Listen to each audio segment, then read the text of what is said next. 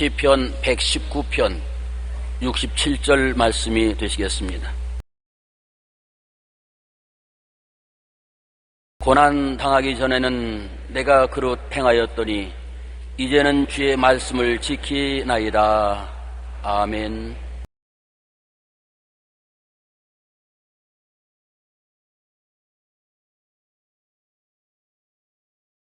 오늘 저는 삶과 고난이란 제목으로 여러분과 함께 은혜를 나누고자 합니다. 인생은 고난을 위해서 태어났습니다. 생로병사 그 자체가 고난의 연속인 것입니다. 저도 짧은 70년의 삶을 뒤돌아볼 때 온통 자욱한 고난의 연기 속을 통해 온 것을 볼 수 있습니다. 저는 일본군의 한반도 강점의 말기 그 한없는 강제노동과 수탈, 해방 후 5년간의 좌우 충돌과 사회 혼란, 1950년 6월 25일 6.25 전쟁의 와중에서 살아왔습니다. 그 후의 생존을 위한 몸부림 등 살아남기 위한 고난의 몸부림이 없었던 때가 한 번도 없었습니다. 왜 인생은 고난을 위해서 태어났을까요? 모든 사람은 예외 없이 고난을 당하며 삽니다. 그 이유는 우리의 조상 아담이 타락할 때 인류에게 3대 재앙을 유산으로 남겨놓은 것입니다. 아담과 하와가 하나님을 반역하고 선악과를 따먹고 타락했을 때 하나님은 인생들에게 3대 재앙을 선포하셨습니다. 창세기 3장 6절에 여자가 그 나무를 본즉 먹음직도 하고 보암직도 하고 지혜롭게 할 만큼 탐스럽기도 한지라 나무인지라 여자가 그 열매를 따먹고 자기와 함께 있는 남편에게도 주며 그도 먹은지라. 하나님이 선악과를 먹지 말라고 했는데 먹은 결과로 창세기 3장 17절로 19절에 하나님은 재앙을 선포하셨습니다. 아담에게 이르시되 내가 내 아내의 말을 듣고 내가 내게 먹지 말라 한 나무의 열매를 먹었은즉 땅은 너로 말미암아 저주를 받고 너는 내 평생의 수고하여야 그 소산을 먹으리라. 땅이 내게 가시덤불과 은극히를 낼 것이라. 내가 먹을 것은 밭의 채소인즉 내가 흙으로 돌아갈 때까지 얼굴에 땀을 흘려야 먹으리니 내가 그것에서 취함을 입었음이라. 너는 흙이니 흙으로 돌아갈지어다. 여기에 보면 너무나 비참한 재앙의 선언이 선포되고 있는 것입니다. 하나님을 반역하자 제일 첫째 재앙은 영혼이 죽은 것입니다. 범죄함으로 말미암아 하나님과 사람 사이의 관계가 끊어지고 영이 죽고 마른 것입니다. 마치 옹달샘에서 끊어진 도랑의 물이 썩어져서 장구벌레와 더러운 물이 되는 것처럼 인간은 생명의 근본 되시는 하나님께로부터 끊어졌으므로 온갖 부패와 부정이 그 영혼을 썩어지고 죽게 만드는 것입니다. 그와 함께 두 번째 재앙이 환경재앙인 것입니다. 오늘날 또 우리 지구상의 환경재앙으로 가득하고 산하가 다 썩어가는 것처럼 환경재앙이 일어나서 가시와 은극히가 나고 이마에 땀을 흘려야 먹고 사는 고통과 괴로움이 다가올 저주의 재앙인 것입니다. 세 번째 재앙이 죽음의 재앙인 것입니다. 너는 식물을 먹고 고생하고 땀을 흘리며 살다가 흙이니 흙으로 돌아가라는 것입니다. 생로병사의 재앙인 것입니다. 사람은 원래 죽지 않도록 만들어졌는데 죄 때문에 죽게 된 것입니다. 태어나서 늙고 병들고 죽게 되는 고통을 당하게 된 것입니다. 이 재앙은 모든 인류에게 상속으로 넘겨준 재앙인 것입니다. 어떠한 민족도 어떠한 개인도 이 3대 재앙에서 벗어날 자가 없는 것입니다. 문명국가든 미개한 국가든 교육받은 사람 못 받은 사람 잘 사는 사람 못 사는 사람 할 것 없이 모두 다 이 재앙에 노출되어 있는 것입니다. 사람들은 이 재앙에서 해방을 얻기 위해서 온갖 노력을 하고 발부동을 쳤지만은 이 재앙은 인간의 힘으로 벗을 수가 없은 것입니다. 그러나 지금부터 2000년 전에 하나님은 인류를 이 재앙에서 벗게 하기 위해서 그 아들 예수 그리스도를 육체로 보내어서 이 재앙에 대한 대가를 지불하게 한 것입니다. 성경에 죄의 값은 사망이라고 한 것입니다. 죽음만이 이 재앙을 철폐할 수 있는 것입니다. 우리 사람들은 다 죄를 지었으므로 죽고 살아나지 못함으로 재앙의 희생물이 되지만은 죄 없는 하나님의 아들이 죄 없는 인간으로 태어나셔서 인간의 죄를 대신 짊어질 수가 있는 것입니다. 친족이 친족의 빚을 대신 물어주는 것처럼 예수님은 인류로 태어나셔서 인류의 모든 죄를 짊어지고 십자가에 못 박여 몸짓고 피 흘렸습니다. 예수님께서 6시간 십자가에 고난당하신 후 내가 다 이루었다 하실 때 인류를 3대 재앙에서 3중 축복으로 옮겨주신 것입니다. 우리를 흑암의 권세에서 건져내사 그 사랑의 아들 나라로 옮기심으로 첫째 재앙인 죄악의 재앙에서 해방시켜 준 것입니다. 우리가 다 죄를 짓고 불의하고 추악하고 버림을 받아야 마땅함에도 불구하고 주님 앞에 나오면 우리의 죄를 다 채진 책임지고 사망을 담당하심으로 그 고통 속에서 죄를 청산하신 것입니다. 몸을 찢고 피를 흘리며 온갖 고통과 괴로움을 당하고 하나님께 버림을 당하고 지옥불에 타는 고통을 당하면서 우리의 죄악을 다 청산해 주신 것입니다. 한 해, 두 해 죄가 아니라 태어날 때부터 죽을 때까지 영원히 우리의 죄악을 청산해 주신 것입니다. 그리고 주님께서는 십자가에 매달리심으로 우리의 저주를 대신 짊어지신 것입니다. 저주받은 자는 나무에 매달으라고 했는데 하나님의 아들이 나무에 매달렸습니다.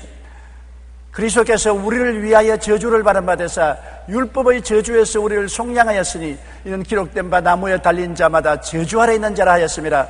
이는 그리스도 예수 안에서 아브라함의 복이 이방인에게 미치게 하려 함이라고 한 것입니다. 하나님이 아브라함에게 내가 너에게 복주고 복주며 너를 번창케 하고 번창케 하려고 하신 말씀대로 그 아브라함의 복이 예수를 믿을 때 우리에게 임하고 저주는 주님께서 대신 짊어지고 가버린 것입니다. 예수는 우리 보고 말한 것입니다. 수고하고 무거운 저주를 짊어진 자여 내게로 오라.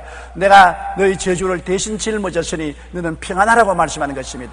그리스도 안에서 아브라함의 복의 축복을 인류에게 나눠준 것입니다. 그 다음 주님은 생로병사의 고리를 끊으신 것입니다. 주님은 우리가 죽더라도 영원히 살 수 있도록 만들어 주신 것입니다. 나는 부활이요 생명이니 나를 믿는 자는 죽어도 살겠고 살아서 나를 믿는 자는 영원히 죽음을 보지 않냐라고 말씀하신 것입니다. 사람을 대신해서 분명히 죽어 무덤에 들어가셨는데 사람을 대신해서 사흘 만에 죽음을 이기고 무덤을 해치고 부활하심으로 사망과 음부를 영원히 멸하신 것입니다. 그뿐 아니라 살아있을 동안에 육신의 질병조차도 우리의 연약함을 친히 담당하시고 병을 짊어지고 가심으로 치료와 건강의 은총과 축복을 허락해 주신 것입니다. 우리 아담 조상으로부터는 3대 재앙을 물러받았으나 새 인류의 조상인 예수 그리스도를 통해서 삼중 축복의 은총을 받게 된 것입니다. 요한복음 3장 16절의 말씀대로 하나님이 세상을 이처럼 사랑하사 독생자를 주었으니 이는 누구든지 저를 믿으면 멸망하지 않고 영생을 얻으리라. 죄악의 멸망, 저주의 멸망, 질병과 죽음의 멸망에서 건져내는 일을 하기 위해서 예수님이 오신 것입니다. 그렇기 때문에 요한 3서 2절의 말씀대로 사랑하는 자여 내 영혼이 잘됨같이 내가 범사에 잘되며 강건하기를 내가 간구한다고 말씀한 이유는 주님이 우리 대신해서 대속의 제물이 되어 주셨기 때문인 것입니다. 그렇기 때문에 오늘날 우리들은 일반적인 고통인 3대 재앙이 다가오면 예수님의 보혈을 의지하고 담대하게 3대 재앙을 물리쳐야 되는 것입니다. 죄악을 물리치고 저주를 물리치고 질병을 물리쳐야 되는 것입니다. 우리가 이 진리를 깨달아 알고 이것을 꿈꾸고 믿고 기도하고 물리쳐야 이 일이 우리에게 이루어지는 것입니다. 우리가 가만히 감나무 밑에 입 벌리고 있으면 감이 입에 떨어질 것으로 생각하고 종교적으로 왔다 갔다 한다고 해서 이것이 이루어지는 것이 아닙니다. 재앙은 뿌리가 깊게 우리 개인, 가정생활, 자녀, 사업, 인류에게 내리고 있는 것입니다. 이 뿌리를 뽑기 위해서는 진리를 알지니 진리가 너희를 자유케 하리라.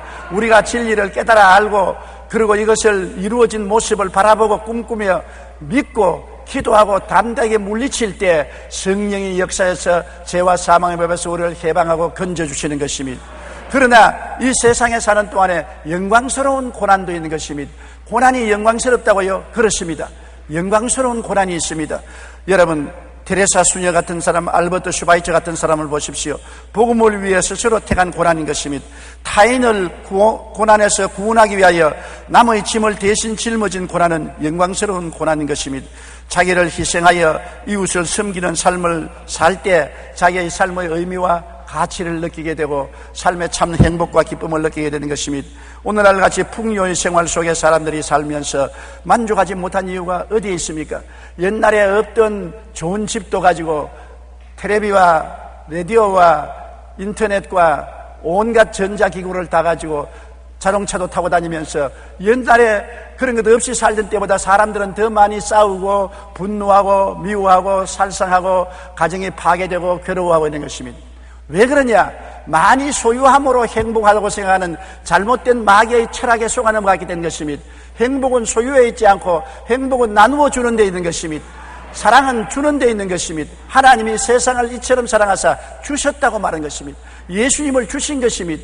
우리가 가지고 있는 것으로 이웃과 나누고 행복을 나누을 때 비로소 삶의 의미와 가치를 알게 되고 기쁨과 행복이 주어진다는 것을 알아야 되는 것입니다.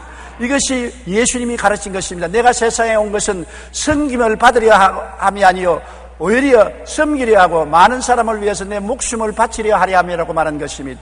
섬기는 생활이 비로소 우리에게 삶의 의미와 가치를 깨닫게 해주고 참 행복과 기쁨을 갖다 주는 것입니다. 그러므로 테레사 수녀 같은 사람 보십시오. 마더 테레사는 건축업자이신 시의원인 아버지 밑에서 유복한 어린 시절을 보냈습니다. 그러나 18살 때에 수녀회에 입회하여 이듬해 인도 캘가타로 가서 사역을 시작했습니다. 사역 도중 결핵에 걸려 치료를 위해 히말리아산에 있는 요양원으로 가던 중에 가난한 사람들을 위해 봉사하는 계시를 받아 테레사는 단돈 5루피 약 120원을 가지고 빈민가로 들어갔습니다. 그곳에서 아이들을 가르치면서 거지와 병자, 사경을 헤매는 노인을 돌보기 시작하여 50년간 가난하고 헐벗고 사회에서 천대받는 이들을 돌보며 살았습니다. 1996년에 말라리아와 고역, 고질적인 심장병과 폐질환 등으로 치료를 받아야만 했는데 당시 담당 의사인 센 박사는 구부린 자세로 병약자들을 돌보아 오랜 봉사 생활을 하는 동안에 질병이 생겼다고 말했던 것입니다. 1997년 9월 테레사 수녀는 가난한 사람들에게 가장 필요한 것은 동정이 아니라 사랑입니다라는 말을 남기고 세상을 떠났습니다. 테레사 수녀는 노벨 평화상, 케네디 인권상, 인도 최고의 바라트 라트니나 훈장 등을 받았습니다. 이처럼 복음을 위해, 사명을 위해 스스로 택한 고난은 하나님의 사랑과 위로와 평안이 넘치는 영광스러운 고난인 것입니다. 누가 하라고 한 것이 아닙니다. 자기가 스스로 고난을 택해서 일생을 고난의 길을 걸었습니다만 남을 위해서 자기의 모든 청춘을 바쳤고 자기의 행복을 나누어 주었기 때문에 자기 삶의 의미와 가치를 발견하고 테레사 수녀는 큰 기쁨과 행복을 느꼈습니다. 어떠한 사람도 느끼지 못하는 행복과 기쁨을 그는 느끼며 살아갈 수 있는 것입니다. 여러분, 알버트 슈바이처 박사도 한 가지입니다. 슈바이처 박사는 목사의 아들로 태어나 5살부터 피아노를 배우기 시작하여 9살에는 이미 예배 때 오르가니스트를 할 정도로 유복한 환경에서 자랐습니다.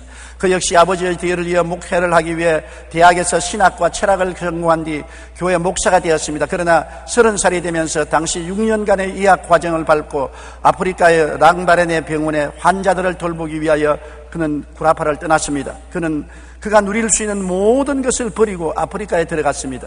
심지어 1952년 노벨 평화상을 수상했는데 그때 받은 상금으로 나환자 촌을 세우며 질병으로 고통당하는 사람들을 돌보다가 1965년 일생을 마쳤습니다. 구라파에서 행복하고 존경받고 유복한 삶을 살 수 있는데도 불구하고 이를 다른 사람들을 도우기 위해서 다 버리고 가장 가난하고 헐벗고 굶주리고 병든 아프리카의 나환자들을 돌보기 위해서 일생을 바쳤습니다. 그는 남을 섬기기 위해서 일생을 바쳤습니다. 여러분, 도저히 슈바이처 박사가 마음에 느낀 삶의 의미와 가치와 행복과 기쁨은 사람들은 알 수 없을 것입니다. 반드시 인생은 자기 자신을 섬기기 위해서 삶으로 행복한 것은 아닌 것입니다. 남을 섬기는 생활에는 십자가를 걸머지는 고통이 따름과 동시에 십자가 이후에 다가오는 부활의 기쁨과 행복도 같이 다가오는 것입니다. 인생의 참 기쁨과 행복이란 고통 없이 다가오는 것이 아닙니다. 고통과 괴로움과 함께 짜릿한 기쁨과 행복이 다가오는 것입니다. 남을 섬기는 것, 남을 위해서 나를 희생하는 것, 나의 가진 것을 서로 나눌 때 비로소 내가 왜 사는지 삶의 의미와 가치를 안 가르쳐도 스스로 깨닫고 삶이 뿌듯해지는 것입니다. 그러고 난 다음에 영혼 깊은 곳에 행복과 기쁨의 샘물이 터지는 것입니다. 내게 주시옵소서, 내게 주시옵소서. 나 중심으로 나만 위해서 사는 사람에게는 결코 자기 삶의 의미와 가치를 터득할 수 없습니다. 정말 섬기면서 다가오는 그 뿌듯하고 놀라운 기쁨과 행복을 느낄 수가 없습니다. 그런 샘물은 마음에 감추어져 있으나 터져나오지를 않는 것입니다. 여러분, 슈바이처 박사는 좋은 환경과 평안한 삶을 살 수 있는 터전을 거부하고 병들고 가난한 사람들을 위해 일생을 보냈습니다. 이처럼 주님을 쫓기 위해 자원에서 짊어진 고난은 바로 영광스러운 고난인 것입니다. 오늘날 많은 사람들이 영광스러운 고난을 택해서 열심으로 봉사하고 있는 것입니다. 서하얀 기름 사고로 말미암아 그곳에 있는 주민들이 고통당하고 생태계가 파괴될 때 수만 명의 자원봉사자가 나와서 고생하면서 그 기름을 제거하기 위해 노력하고 있는 것입니다. 저도 우리 교역자들과 교회 대표들 모시고 내일 기름띠 제거하는 데 봉사를 갑니다. 남을 위해서 자기 시간과 노력과 돈을 바쳐서 일할 때 살아있는 의미를 알게 되는 것입니다. 왜 내가 사느냐? 삶의 가치를 느끼게 되고 고통스럽지만은 짜릿한 기쁨과 행복을 느낄 수가 있는 것입니다. 우리 동포들이 고난당할 때 우리는 자원봉사자로 나가서 고난을 함께 길머지십시다. 그럴 때 우리가 있는 존재의 의미를 알게 되며 행복과 기쁨을 느끼게 되는 것입니다. 우리 자신을 위해서만 살면은 절대로 우리 삶의 의미와 가치를 느낄 수가 없는 것입니다. 남을 위해서 살고 섬길 때 고난이 다가오는 것입니다. 예수님이 우리 위해서 섬길 때 십자가를 짊어진 것입니다. 그러나 그 후에는 부활의 영광, 만왕의 왕, 만주의 의제가 되고 구원받은 사람들을 볼 때 그 마음에 기쁨을 느끼고 행복을 느끼게 된 것처럼 우리도 그와 같은 체험을 할 수 있게 되는 것입니다. 그러나 이 세상에는 특별한 고난도 있는 것입니다. 이 특별한 고난은 자아를 깨뜨리고 변화를 가져오기 위한 고난인 것입니다. 사람들은 아담과 하와 이후로 타락해서 인본주의로 자기 중심으로 삽니다. 그저 사람 중심, 내 욕심 중심으로 살기 때문에 언제나 고통 속에서 헤어나지를 못하는 것입니다. 에레미야서 48장 11절에 모압은 젊은 시절부터 평안하고 포로도 되지 아니하였으므로 마치 술이 그 찢기 위에 있고 이 그릇에서 저 그릇으로 옮기지 않은 것 같아서 그 맛이 남아있고 냄새가 변하지 아니하였도다. 좋은 술은 어떻게 만든지 압니까? 포도를 밟아서 그것을 그릇에 잔뜩 담아 놓으면 찌꺽지하고 포도즙하고 함께 섞여 있습니다. 그 그릇을 옮겨서 부으면 찌꺽지는 밑에 남고 다른 것은 꽤 맑은 포도즙이 모이는 것입니다. 그 포도즙을 또 다른 그릇에 옮기면 또 찌꺽지는 남고 더 맑아지고 이래서 반복하여 이 그릇에서 저 그릇으로 저 그릇에서 저 그릇으로 옮기면 자꾸 찌꺽지가 남고 나아지는 아주 맑은 맛있는 향기로운 포도주가 되는 것입니다. 모압도 한 가지입니다. 모압이라는 나라가 강성한 이스라엘의 이웃국이었던 것입니다. 그러나 모압은 젊은 시절부터 평안하고 포로가 되어 나가는 전쟁도 없었습니다. 그러므로 썩었어요. 냄새가 나고 찌기가 꽉 들어찼습니다. 하나님께서 모압을 깨뜨려서 하나님을 섬기는 발랄한 나라로 만들기 위해서 다시 평안을 제하고 포로가 되게 하고 전쟁에 들어가게 만들겠다는 것입니다. 이 그릇에서 저 그릇으로 옮겨서 찌꺼기를 제하고 그래서 맛이 변하고 냄새가 변하게 만들겠다는 것입니다. 인생도 한 가지인 것입니다. 자아가 꽉 들어차고 자기 중심으로 사는 사람은 이 그릇에서 저 그릇으로 옮긴 체험을 하지 않기 때문에 옛날 맛이 그대로 남아있고 냄새가 변하지 않고 썩은 냄새가 나는 것입니다. 이런 사람에게 변화를 가져오기 위해서는 평안을 제하고 고통을 보내어서 찢기를 제해야 되는 것입니다. 그것은 특별한 고난인 것입니다. 자아를 깨뜨리고 변화를 가지기 위한 고난인 것입니다. 징계로 자기 생각, 자기 중심을 깨뜨리는 것입니다. 그냥은 안 깨어지는 것입니다. 호도가 그냥 손으로 만져서 깨어집니까? 망치로 바싹 때려야 깨어지고 소갈이 나타나는 것처럼 우리는 혼이 나야 깨어지는 것입니다. 그렇지 않으면 혼 중심으로 사는 것입니다. 혼이 나면 혼이 깨어지고 신령한 영적 사람으로 변하는 것입니다. 에레미야 35장 17절에 그러므로 만군의 야훼 이스라엘이 하나님께서 이와 같이 말씀하니라. 보라, 내가 유다와 예루살렘의 모든 주민에게 내가 그들에게 대하여 선포한 모든 재앙을 내리니 이는 내가 그들에게 말하여도 듣지 아니하며 불러도 대답지 아니함이라 하셨느니라. 말하여도 자중심에 서고 자기만 사랑하는 사람은 하나님 말씀을 듣지 않습니다. 불러도 대답지 않습니다. 말하여도 듣지 아니하고 불러도 대답 안 할 때는 하나님께서 재앙을 보내는 도리밖에 없는 것입니다.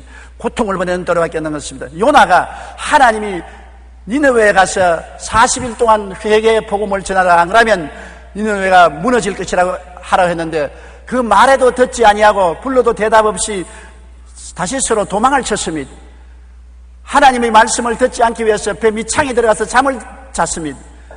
그러니까 고난의 풍랑을 보내어서 잠에서 깨어나게 하고 바닷물에 던짐을 받게 만들어서 고난당하게 한 것입니다. 고난은 이유 없이 다가오는 것이 아닙니다. 우리가 하나님이 말씀하여도 듣지 아니하고 불러도 대답 없기 때문에 하나님이 고난을 보내어서 깨뜨리는 것입니다. 깨어져야 자기 생각이 깨어지고 자기 중심이 깨어지는 것입니다. 링컨이 어느 한가한 날 시골길을 걷고 있는데 한 농부가 말을 몰아 쟁기로 밭을 갈고 있는 게 보였습니다. 링컨은 농부에게 인사를 하려고 다가가는데 마침 말 엉덩이에 파리가 엉겨붙어 있는 것을 보였습니다. 링컨은 보기에 민망스러워서 파리가 말을 귀찮게 하는 게 분명했기 때문에 파리를 쫓아버리려고 손을 흔들자 그 순간 농부가 말했습니다. 그만두세요. 그 파리 때문에 이 늙은 말이 그나마 움직이고 있는 것이랍니다.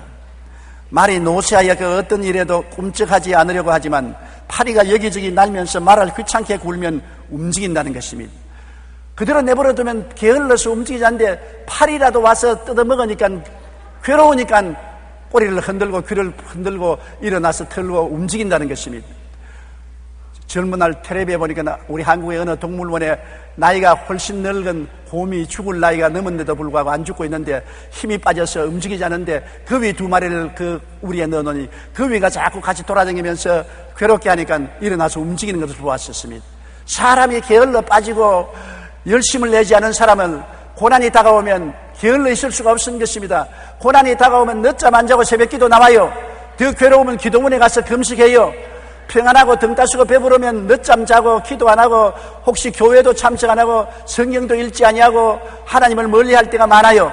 그러므로 고난은 우리를 깨뜨려서 하나님 중심으로 서게 하고 열심을 내게 하는 것입니다. 하나님께서는 열심을 내라 회개하라고 말하는 것입니다. 삶 가운데 어느 정도의 고난과 고통은 인간으로 하여금 더 성숙하게 하는 계기가 될 수 있는 것입니다. 신앙생활 가운데 찾아오는 고난은 오히려 우리 신앙의 성장을 위한 자극제가 되는 것입니다. 그렇기 때문에 고난 없는 신앙생활은 없습니다. 우리의 신앙생활에는 크고 적은 고난이 연속적으로 다가오는 것입니다. 하나님이 더 크게 사용하려면 더 큰 고난 당하게 되는 것입니다. 적당히 사용하려면 적당한 고난 당하는 것입니다. 하나님이 버린 사람은 고난하지 않습니다. 등 따시고 배부르고 혼자 살다가 돼지처럼 죽어라 그렇게 말씀하는 것입니다. 그러므로 고난 당하는 것을 기쁘게 생각하고 감사하게 생각해야 되는 것입니다. 고난을 통해서 신앙이 성장하고 믿음이 성장하며 기도하게 되는 것입니다. 욥기 23장 10절에 내가 가는 길을 그가 아시나니 그가 나를 단련하신 후에는 내가 순금같이 되어 나오리라. 순금이 어떻게 되는 것입니까? 불에 녹여서 찌꺼기를 제끼고 또 불에 녹여서 찌꺼기를 제껴야 순금이 되는 것입니다. 불같은 고난과 연단을 통해야 삶의 모든 나쁜 찌꺼기가 다 통회하고 자고하고 없어지고 우리가 순수한 신앙생활을 할 수 있는 것입니다. 시편 119편 67절에 고난당하기 전에는 내가 그릇 행하였더니 이제는 주의 말씀을 지키나이다. 정말 올바른 말씀 아닙니까? 저도 목회생활로 50년을 뒤돌아볼 때 언제 제일 하나님께 헌신하고 충성했냐? 얻어맞았을 때인 것입니다. 대단히 얻어맞을 때 얻어 터지면 회개하고 돌아서서 주의 뜻을 따르겠나이다. 한 번만 살려주십시오. 그렇게 부르짖었고 일생을 살아오면서 하나님께 가장 감사한 것은 나를 때려주신 하나님께 감사한 것입니다. 그대로 내버려뒀으면 세속화되고 세상을 따라갈 것인데 때려주셨기 때문에 돌이켜 회개하고 바른 길을 찾을 수 있었다는 것입니다. 그렇기 때문에 자녀 교육에도 회초리가 반드시 필요한 것은 회초리 없이 내버려두면 못된 방종하는 자식이 되고 마는 것입니다. 야고보서 5장 13절에 너희 중에 고난당하는 자가 있느냐 그는 기도할 것이요. 보세요. 고난당해야 기도하는 것입니다. 편안하면 기도하지 않을 뿐 아니라 기도할 거리도 없어요. 기도하세요. 뭘 위해서 기도합니까? 잘 먹고 잘 입고 잘 사는데. 내가 북구라파에는 사회제도가 잘 돼 있는 것을 보았습니다. 그곳 사람들은 교회를 안 나오고 기도를 안 해요. 교회 나오고 기도하니까 우리는 교회 나갈 필요가 없습니다. 국가가 초등학교부터 대학까지 다 수업료 대주고 병들면 병원에 가면 국가가 다 병원비 대주고 자녀들이 많으면 양육비를 국가가 대주니 하나님 대신 국가가 다 해주므로 우리는 하나님 믿을 필요가 없다고 합니다. 그런데 교회는 꽉꽉 차요. 왜냐하면 국가가 못 도와주는 병든 사람만 교회 찾아와요. 병원에서 못 고치는 병자들이 얼마나 많은지요. 관절염, 신경통, 암, 괴로운 사람들이 부흥회할 때 꽉 들어차요. 병을 고치는 그리스도를 전할 때 교회가 꽉꽉 들어차고 그냥 예수를 전하면 아무도 안 와요. 사람은 자기 고통스러우니까 그것에서 면하려고 하나님을 찾기 시작하는 것입니다. 여러분, 인간에게 하나님이 고난을 완전히 제끼지 아니하신 이유는 깨어지고 회개할 뿐 아니라 신앙의 힘을 얻고 기도하고 장성하기 위해서 주님께서는 고난을 허락하여 주시는 것입니다. 정신과 전문의사 에릭 랜드만 박사가 위기를 당한 사람들을 상대로 조사를 했습니다. 병든 사람들, 사업에 실패한 사람들, 또 사회적으로 어려움을 당한 사람들, 위기를 당했던 사람들을 전부 조사한 결과 위기를 당한 사람들의 85%가 결국 위기가 축복이 되었다는 결론을 얻게 된 것입니다. 왜냐하면 그 위기를 극복하기 위하여 나쁜 습관을 고치게 되었고 가정이 바르게 회복되었고 또 하나님을 믿으며 신앙생활을 철저히 하게 되고 시간과 물질을 전략하게 되었다는 것입니다. 인생이 새롭게 변화되기도 하고 또 발전하고 성장했다는 것입니다. 우리는 고난과 고통을 당할 때 절대로 원망불평하지 말고 오직 그것이 내게 유익이라고 믿고 하나님께 감사하며 나아가야만 하는 것입니다. 그럴 때 하나님께서 고난을 축복으로 변화시켜 주십니다. 17세기 영국의 신학자 토마스 아담스는 그대에게 시련을 주는 것은 무엇이나 그대의 유익으로 계산하라고 말씀한 것입니다. 우리가 살면서 연단과 훈련, 신앙의 근육 개발을 위해서 고난은 꼭 필요한 것입니다. 연단 받지 않으면 안 되잖아요. 제가 논산훈련소에서 훈련병으로 훈련받을 때 그때는 너무나 생활 환경이 어렵습니다. 밥을 적게 주므로 하루 종일 배가 고팠습니다. 천막에서 추워서 잠을 잘 못 잤습니다. 훈련받을 때 양지볕에서 앉으면 그냥 졸아요. 그러면 교관 선생님이 훈련을 하다 말고 가르치다가 말고 이야기를 합니다. 농담을 합니다. 농담을 하면 눈을 반짝 떠서 조금 뜨고 있다가 또 이 소총의 사거리는 얼마고 실타는 얼마에 몇 분에 얼마 발라하고 하면 또 잡니다. 그러니까 교관이 한 말에 야 이놈들 자식들아 눈 좀 똑똑히 뜨고 내 말을 들어라. 나도 너희들 초는 놈들을 깨우고 싶지 않으나 내 말을 안 들으면 전쟁 나면 제일 먼저 죽는다. 안 죽으라고 훈련시키는 것이지 너희 괴롭히려고 훈련시킨 줄 아니냐. 열심히 훈련을 받으면 안 죽고 살아남지만은 너희들 졸고 게으르면 전쟁 나면 총알바지가 되고 만다. 그 말이 머릿속에 박혀서 기억이 늘 납니다. 맞았어요. 왜 훈련을 합니까? 살아남으라고 훈련시키는 것입니다. 왜 운동선수들이 끊임없이 일찍이 아침에 일어나서 저녁 늦게까지 훈련을 합니까? 근육에 힘을 얻으라고 하는 것입니다.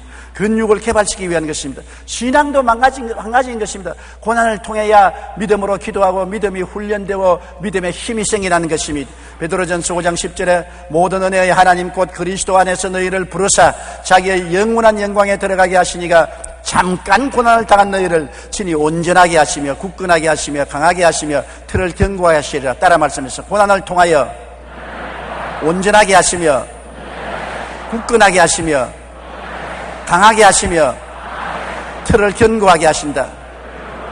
얼마나 좋습니까? 고난이 와야 고난이 우리를 온전하게 변화시키고 굳건하고 강하고 우리 신앙의 터전을 튼튼하게 만든다는 것입니다. 이것은 고난만이 할 수 있는 것입니다. 여러분 용광로가 없으면 광채를 어떻게 녹이며 우리가 사용하는 모든 자동차로부터 비행기로부터 아름다운 집으로부터 예술작품부터 어떻게 만듭니까? 용광로에 녹여서 고난을 통해서 불순물을 제거하고 순수한 광물을 얻어내어야 비로소 모든 필요한 물건을 만들 수가 있는 것입니다. 고난 당해야 우리가 하나님이 사용할 수 있는 사람이 되는 것입니다. 로마서 5장 3절로 4절에 다만 이뿐 아니라 우리가 환난 중에도 즐거워하나니 환난은 인내를, 인내는 연단을, 연단을 소망을 이루게 합니다. 우리가 인내를 배우고 연단을 배우고 소망을 얻을 수 있는 것은 고난을 통해야 얻을 수 있는 귀한 값진 선물인 것입니다. 캐나다 로키 산에는 무릎 꿇은 나무가 있습니다. 보통 해발 3,000m 이상 올라가면 나무가 자라지 못해요. 바람이 너무 세고 토질이 각박하고 날씨가 춥기 때문에 자라지 못해요. 그런데 캐나다 로키산 중턱에 올라가면 오랜 세월 폭풍우를 견뎌내며 자라왔는 나무가 있는데 그 과정 가운데 마치 무릎을 꿇은 것처럼 순종하는 자세로 서 있는 모습을 갖게 되어 있는 것입니다. 소나무가 전부 엎드려 있어요. 무릎을 꿇고 있는 것입니다. 수많은 사람이 무릎을 꿇어 예배드리는 모습을 하고 있는 것입니다. 이 나무가 명품 바이올린을 만드는 재료가 된다는 것을 아는 사람은 거의 없습니다.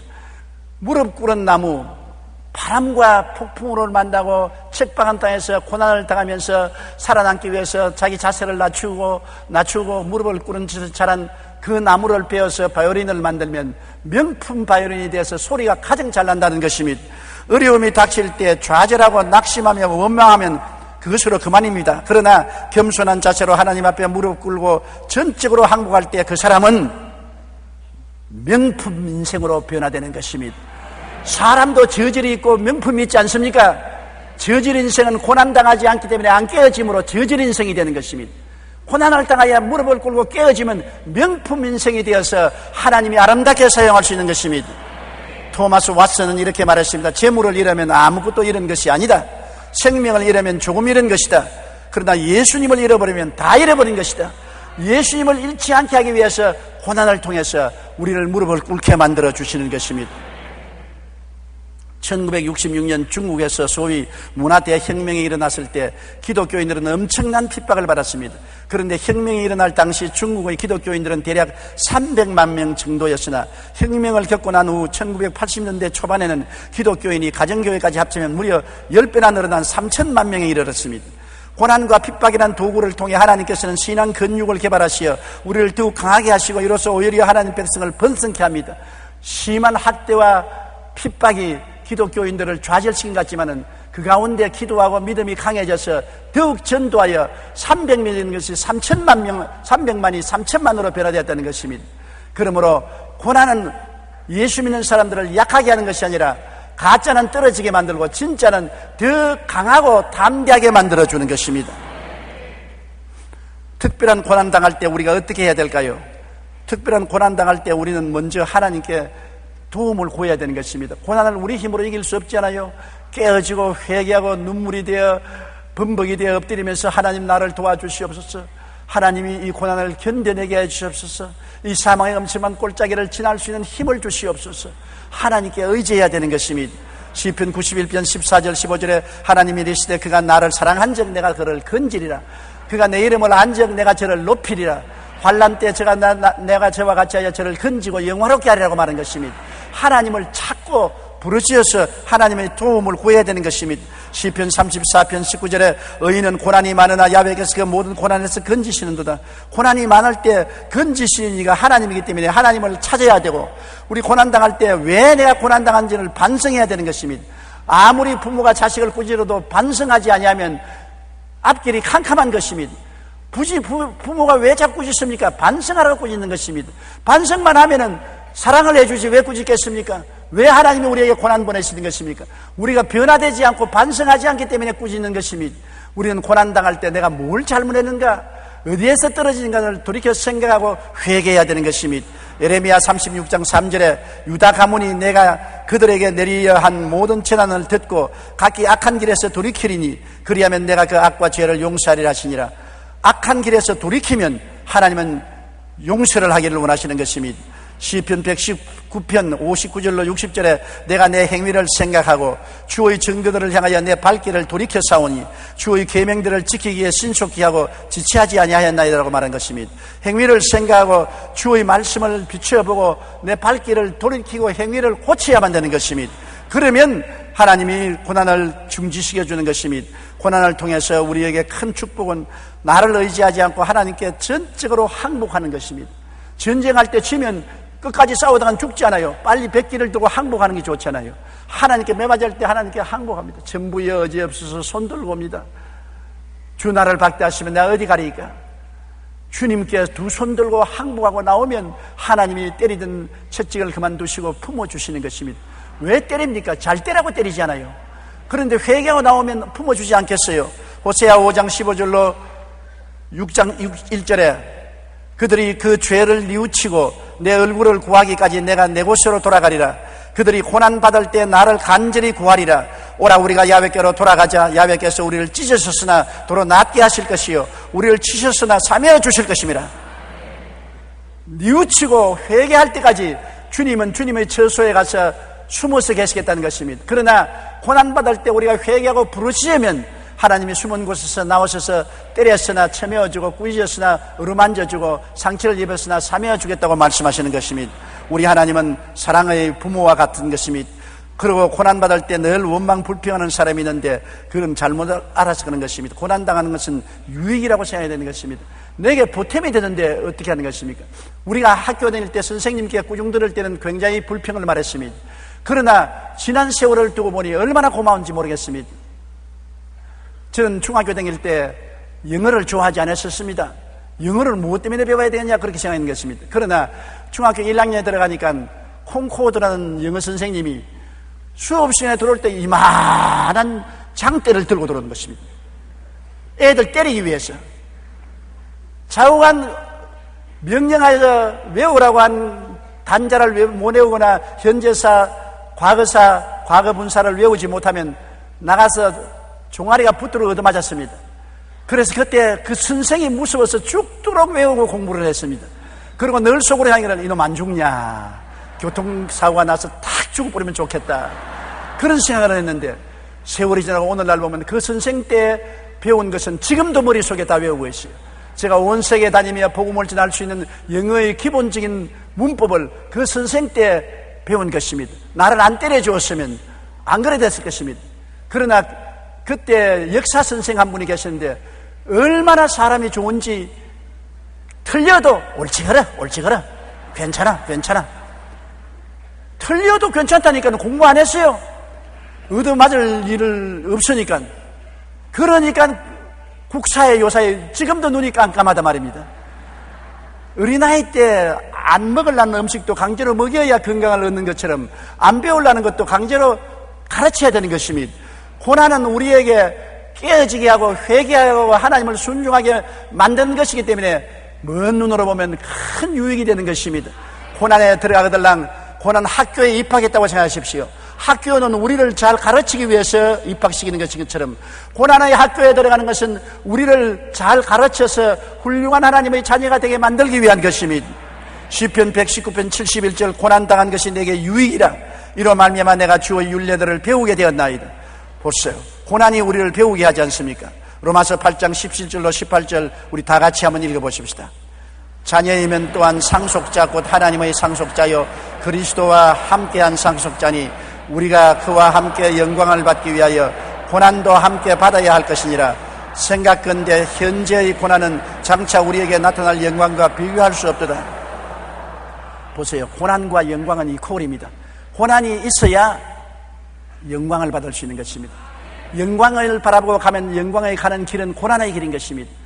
고난은 고통스럽지만 이후에 영광이란 짜릿한 행복과 기쁨이 있는 것입니다. 남을 섬기며 나를 희생하는 것은 십자가를 걸머지고 괴로운 것입니다. 그러나 그 이후에는 행복과 기쁨이란 짜릿한 영광이 그대로 있는 것입니다. 이 땅에 예수 믿고 고난당하는 것이 고통스럽지만은 그러나 그 위에 영광이란 것이 기다리고 있고 하나님의 후사가 되는 영광이 있는 것입니다. 얼마나 아름답습니까?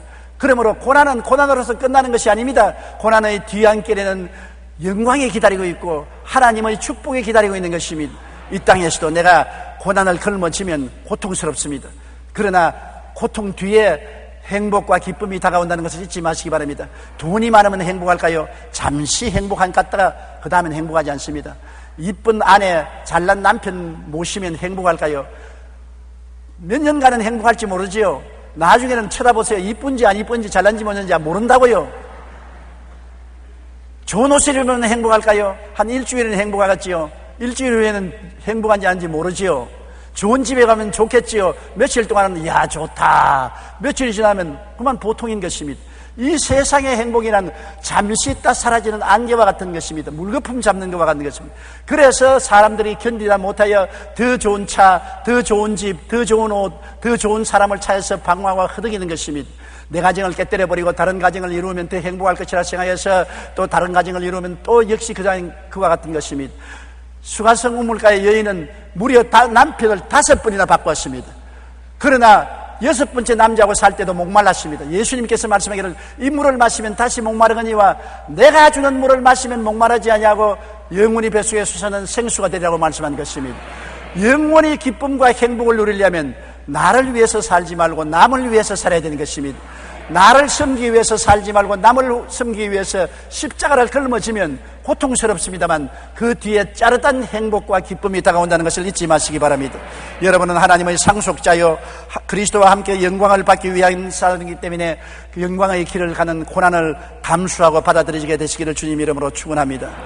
미국의 헨리 위더 비처 목사는 고난에 대해 이렇게 말했습니다. 고난은 예수님을 믿는 사람들에게도 찾아옵니다. 그것은 그 사람을 슬프게 하려는 것이 아니라 더욱 진실하게 하며 불쌍하게 하려는 것이 아니라 더욱 현명하게 하기 위한 것입니다. 실을 100배 1000배로 늘리기 위해 쟁기질로 땅을 비우게 하듯 고난은 우리에게 더 큰 기쁨과 영적인 결실을 줍니다. 여러분, 우리는 고난당할 때 좌절과 시리에 빠진 것이 아니라 유익을 생각하며 축복의 기회로 삼아서 감사해야 되는 것입니다. 고난당할 때 너무 빨리빨리 고난을 벗어나오려고 하지 마십시오. 우리 한국 사람은 빨리빨리가 세계적 대명사입니다. 한국 사람만 보면 빨리빨리 그럽니다. 여러분, 어린아이를 빨리빨리 자라라고 목을 매일 아침 땡기면은 병신이 되지 않겠습니까? 농부가 곡식을 심으라고 빨리 자라라고 곡식 모가지를 잡아 땡기면 다 하얗게 말라지지 않겠습니까? 빨리빨리가 반드시 유일한 것이 아닌 것입니다. 때를 기다려야 되는 것입니다. 인간의 모든 삶은 때를 따라 아름답게 만드신 것입니다. 울 때가 있으면 웃을 때가 있고, 슬플 때가 있으면 기쁠 때가 있고, 심을 때가 있으면 거두을 때가 있고, 살릴 때가 있으면 죽일 때도 있고, 태어날 때가 있으면 죽을 때도 있는 것입니다. 때를 따라 아름답게 하는 것입니다. 고난이 오면 하나님은 때를 따라서 훈련을 받게 하고 난 다음에 기쁨으로 옮겨주시는 것입니다. 고난을 빨리 신속하게 뛰어넘으려고 하면 안 되는 것입니다. 내가 어제 텔레비전의 건강 프로그램을 보니까 의사 선생님이 그 사람 몸에 활성산소가 너무 많으니까 이온수를 마시면, 활성산소가 없으니 이온수를 매일 한 병씩, 한 페트병을 마시라 했는데, 이 사람이 물중독이 걸려서 죽게 되어가지고서 병원에 뛰어왔습니다. 왜 그러니까 한 병 마시면 이온수가 없으니 큰 페트병으로 2병을 마셨답니다. 요만한 거 아니고 이만한 걸 빨리 활성산소가 없어지고 빨리 나으려고 이온수 2 큰 페트병으로 마셨으니 사람이 삽니까? 왜냐하면 몸 안에 소금 낀 나트륨과 물이 밸런스가 잡혀야 몸이 정상적으로 운영하지. 나트륨이 희석되면 물이 세포를 막을 타고 들어와서 온몸이 퉁퉁 붓고 물 중독에 걸려 죽습니다. 마라톤 하는 사람이 땀이 많이 났다고 목마르다고 갑자기 물을 한꺼번에 많이 마시면 그대로 쓰러져 죽습니다. 물이라는 것도 씹어가면서 조금씩 마셔야지, 좋다고 한꺼번에 다 마시면 한꺼번에 좋아지는 건 아닌 것입니다. 이와 같이 고난도 단방에 없어지지 않습니다. 이번 선거에 단방에 날아간다고 하더니만 단방에 날아간 사람 한 사람도 없어요. 이 세상에 단방에 날아가는 일은 절대로 없어요. 베드로전서 4장 12절로 13절에 사랑하는 자들아, 너희를 연단하려고 오는 불시험을 이상한 일을 당하는 것 같이 이상히 여기지 말고 오히려 너희가 그리스도의 고난에 참여하는 것으로 즐거워하라. 이는 그의 영광을 나타내실 때에 너희로 즐거워하고 기뻐하게 하려 함이라. 내 길을 야훼께 맡기라. 그를 의지하면 그가 이루시고 내 의를 빛같이 나타내시며 내 공의를 정오의 빛같이 하시라고 말한 것입니다. 일이 안 될 때도 오래 참고 기다리면서 하나님의 때를 기다려야 되는 것입니다. 한 여자 신문 기자가 생활을 하다가 불의의 사고로 다리를 다쳤습니다. 그래서 실직한 그녀는 소설을 쓰기 시작해서 출판사마다 원고를 가지고 가는데 다 외면당했습니다. 이 출판사가도 안 돼요, 저 출판사가도 안 돼요. 낙심해서 원고를 버리려고 하다가 네이슨이라는 출판사장이 여행을 하는 것을 알고 뛰어가서 기차 역전해서 기차에 탄 그분에게 원고 뭉치를 던져주었었습니다. 그리고 제가 만든 원고인데 한번 읽어보세요. 이분이 기차를 타고 가다가 심심하니까 그 원고를 읽었는데요, 무심히 원고를 읽기 시작하자 잠시 후에 놀라움으로 원고에서 눈을 뗄 수가 없었습니다. 바로 그 원고가 무엇이냐? 바람과 함께 사라지다는 원작인 것입니다. 이 바람과 함께 사라지는 명작은 마가렛 미첼이라는 여자가 지은 것인데, 이 책은 하루에 5만 부 이상 팔렸고 10여 개국어로 번역되었으며 영화로도 제작되어 세계적인 화제작이 된 것입니다. 이렇게 멋진 원고가 수많은 출판사에서 거부를 당했습니다. 이 여자는 고난에 사무쳐서 절망적이 되었으면 참고 기다리고 낙심하지 않자 그걸 알아주고 출판해준 사람이 있어 일약 유명한 작가가 되고 마는 것입니다. 고난당할 때 우리는 오직 하나님을 바라보며 도우심의 때를 기다려야 하는 것입니다. 그러면 좋으신 하나님께서 가장 적합한 때에 가장 좋은 것으로 채워주는 것입니다. 고난은 이상한 일을 당하는 것이 아닙니다. 그것은 인간의 삶의 전반적인 경험입니다. 고난당할 때 싸울 것은 싸우고, 연단을 받을 것은 받고, 회개하고 깨어질 것은 깨어지고, 주님 품에 더 깊이 안기는 것이 승리의 길인 것을 알게 되시기를 주님 이름으로 축원합니다. 우리 기도드리겠습니다. 사랑이 많으신 우리 아버지 하나님, 우리가 밥을 먹고 운동을 하는 것처럼 하나님의 은혜를 받고 반드시 고난이 다가와야 되는 것을 알고 있습니다. 고난이 우리에게 먹은 말씀이 양분이 되고 자라게 만들어주는 것임을 알게 하여 주시옵소서. 고난당할 때 불평, 원망, 단식하지 말고 깨어지고 회개하고 하나님 중심으로 서게 도와주시옵시고, 오히려 영광스러운 고난 차원에서 고난받음으로 말미암아 삶의 의미와 가치도 깨닫고 짜릿한 기쁨과 행복도 느낄 수 있게 하여 주시옵소서. 사랑하시는 아버지 하나님, 우리가 이 세상에 살면서 끊임없이 고난당하는 것을 깊이 생각하고 오히려 감사하고 찬송하며 고난의 의미를 묵상하게 도와주시옵소서. 예수님 이름으로 기도드립니다. 아멘.